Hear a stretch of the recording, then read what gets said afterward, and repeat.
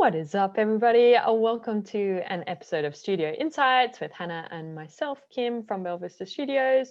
This is an opportunity for us to ask questions about things that we want to learn or appreciate the other person does so that we can help be better as a team and add value to you on your journey as well as practitioners. So, Hannah, I'm going to ask the first question. Actually. You go, girl. Suck. I don't know why I said that. Anyway, so I would like to know, you've recently got quite a bit of recognition for just being a boss in terms of Cute. like applying the things that you know, and it's really shining through and people are seeing your development and seeing you, embrace yourself and get next level. I think that's really awesome that they can see that. So what tips do you have for people so that they can be confident in themselves as practitioners? So tips for people on how to be confident in themselves as practitioners. Mm-hmm.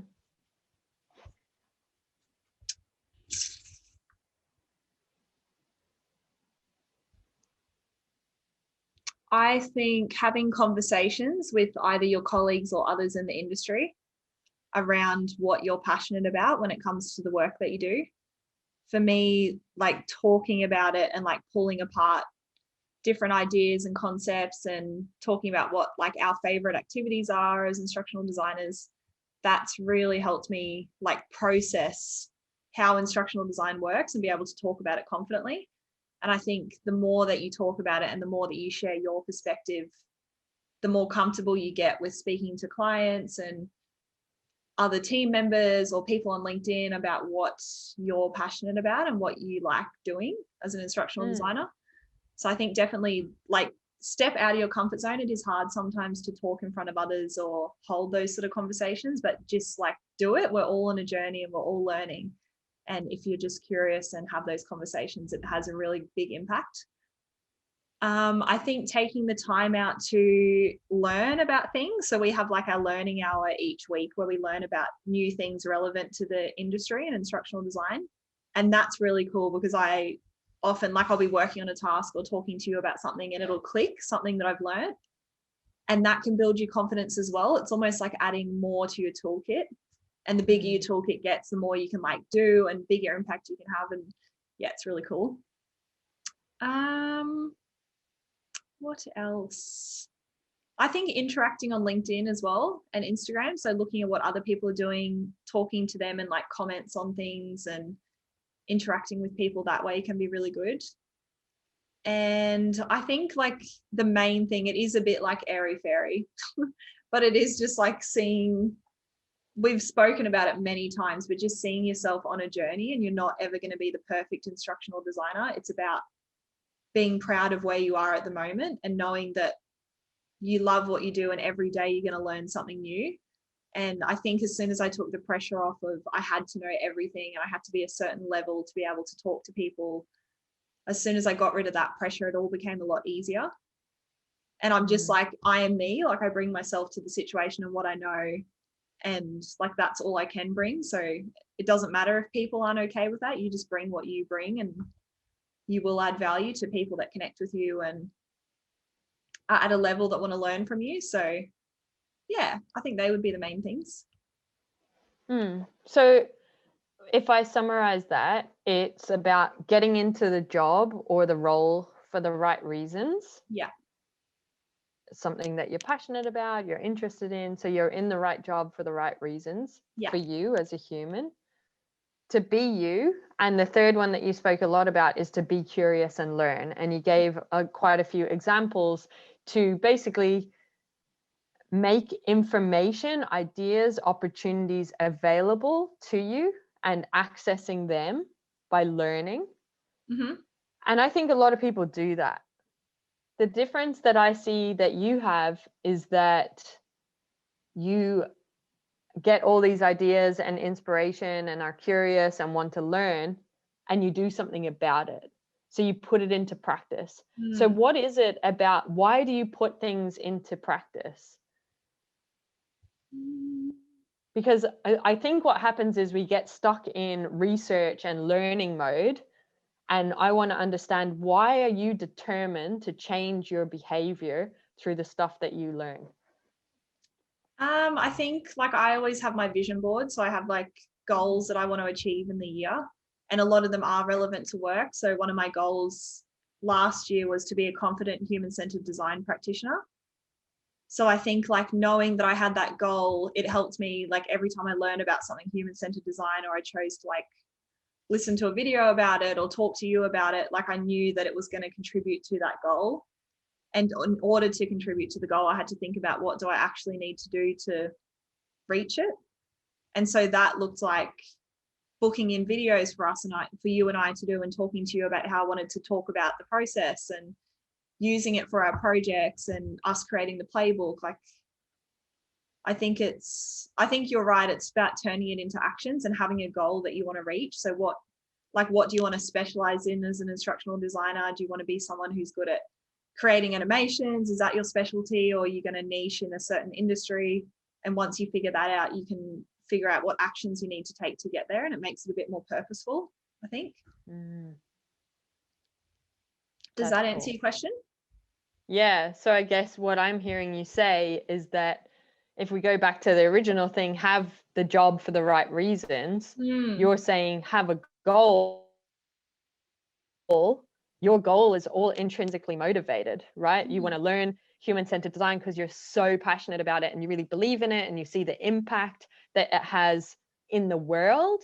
Yeah. And things like from going to the supermarket, like your just experiences as a human being, you know when they've done human-centered design and when they haven't, and that you want to spread more of human-centered design in the world because it makes the world a better place. Yeah. So you're intrinsically motivated for that. You happen to be in a job that you are in it for the right reasons, so they're very aligned. And then from there, you're basically creating your own learning plan or your roadmap towards your vision board, your goals, your personal goals. Yeah. Yeah, so that's really cool. So I think people need to be very clear on the gap that I see in the change in behavior is, how is this going to make my life better?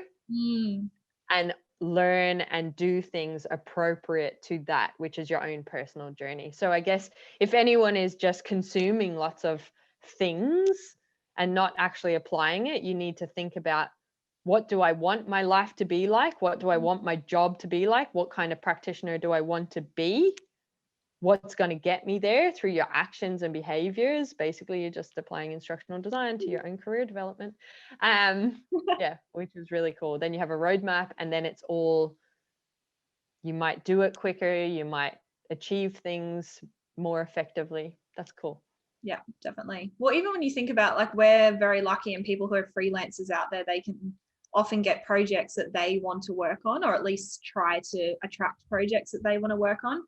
And for us, like, we want to start supporting a certain industry because of personal experiences that we've had, and we're extremely passionate about those things. So the motivation for learning and building confidence in that space and being able to serve those clients is very high, because it connects to like a deep personal want to make a difference in that space. So I think if everyone has that connection to their goal, and if it can go deeper, like you want to make an impact in a certain area, or there's like a hectic goal that you want to achieve, if you can connect it to that, then like you will just take action, because there's no other way. Like if you really want to achieve something, you'll do it.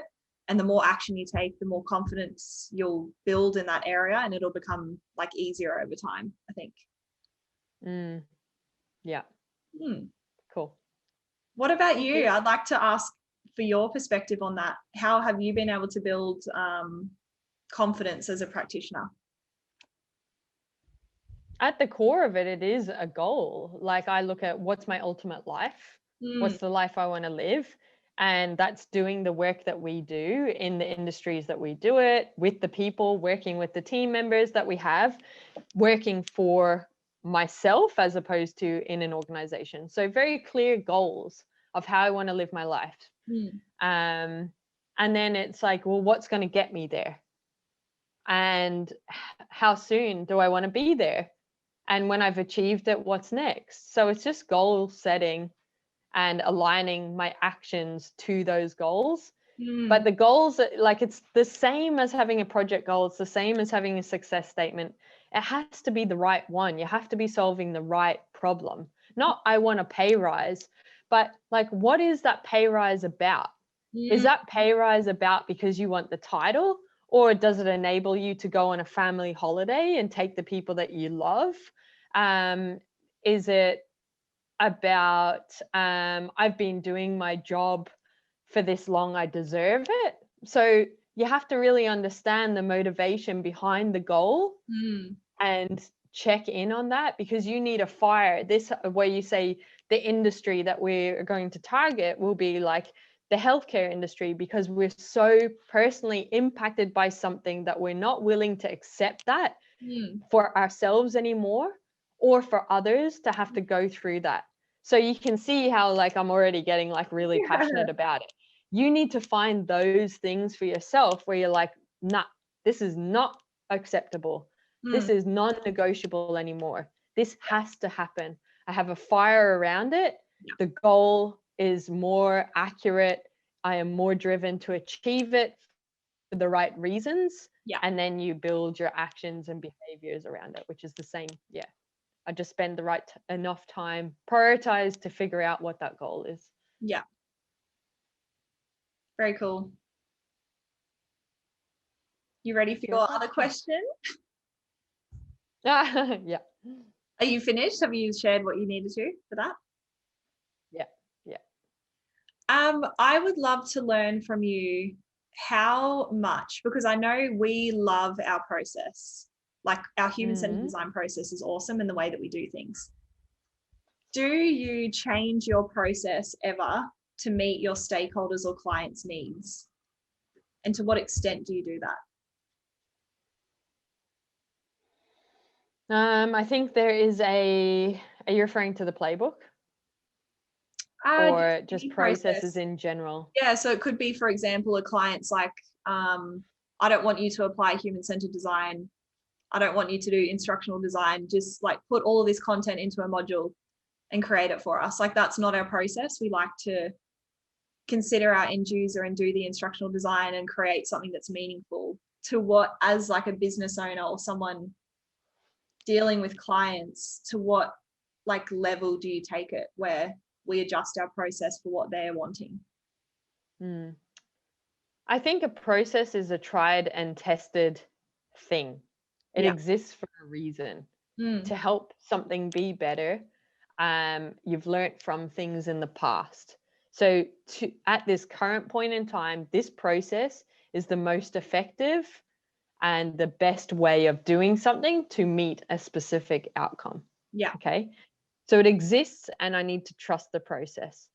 Now, what plays out in terms of processes not being able to be followed by exact step by step is maybe a scope, is time frame is really, really short. So we can't do everything within the process. So we need to then make a decision. What parts of the process are going to give us the most return on investment that we need to apply to achieve the outcome? Or it's a conversation around, this is going to shift away from the process to achieve the outcome, the success statement that you're trying to achieve. We do recommend that you do the full process, and this is what's going to take. So having a conversation around that. You're trying to fix this in 2 weeks, but if you really want these results, we think you would be able to achieve it within 2 months, and don't rush it, because these are the consequences. So you always got to really identify, what is the consequence? What is the risk around varying from the process, because it exists for a good reason. And laying that out to the decision maker, whether that's me varying from my own process, or with a client project, a stakeholder project, being very clear and communicating that to them. Cool. We're going to vary from our process. This is what may play out. Are you willing to accept that? Okay. I like that. That's cool. I think because I'm just putting myself into the shoes of, like, if I was speaking to a client and they wanted to do things differently and didn't want to include certain parts. And I can see now that you could just say, like, look, I need to go away and figure out what we can do with your parameters. I'm going to have a look at the process and figure out what parts of the process will give us the most return on investment and come up with a plan. Yeah. And then go back to them and say, look, this is a plan with your parameters. We may not achieve what you're wanting, or we can still achieve it. And just talking through, like, what the options are. Yeah. Rather than just being like, yeah, we can do that, and taking up parts of the process and knowing it's not going to work. Yeah. Okay. Good summary. Cool. That was it. I'll just add on that one. When it's easy to sway from your process on smaller things. An email, a deadline, things like that. Do not. That's the times when you're like, don't sway from the process. Because anytime, say, for example, a stakeholder says, I'm not going to be able to get this to you at 5 p.m., but I'll have it by 10 a.m. tomorrow. Is that okay? Yeah. It actually has way bigger implications than like just getting something 2 hours late. Yeah. So do not sway from your process. You need to really think about what are the consequences, what are the risks of this. So do everything within your power for those things to not compromise on your process. They've stung you in the past, and that's why you've made them part of your process. Yeah. That's something I've learned. Yeah, love it. Cool. All right. Well, thanks for watching Studio Insights. Thanks for your question, Hannah. If this has added value to you, please share it with someone. Thanks for choosing to learn with us. We do appreciate you doing that, because there's lots of information on the internet. So yeah, thanks for choosing to learn with us. Have an awesome day.